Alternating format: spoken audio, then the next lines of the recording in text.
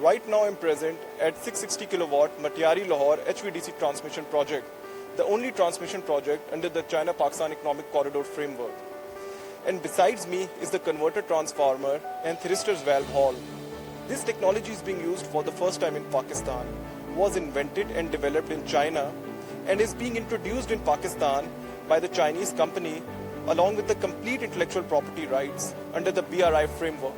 Metiari-Lahore high voltage direct current transmission project under the China-Pakistan Economic Corridor has now operated safely for over 1,000 days, with a cumulative transmission of 26.8 billion kilowatt-hour, guaranteeing the electricity use of 10 million households in Lahore and its surrounding areas.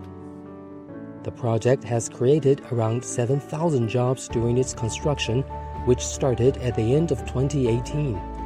It has the maximum capacity to transmit electricity of 35 billion kilowatt-hour annually. We were just fresh engineers from university. There is no other project in Pakistan related to HVDC. So we have not any knowledge of HVDC technology. But the Chinese help us so much, especially they have assigned us one Chinese to every Pakistani engineer.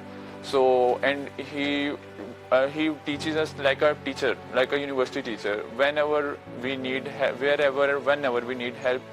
你换流变，还有换流阀，再就是那个平板电钢器、交流滤波器以及那个直流滤波器，都是咱们大国制造。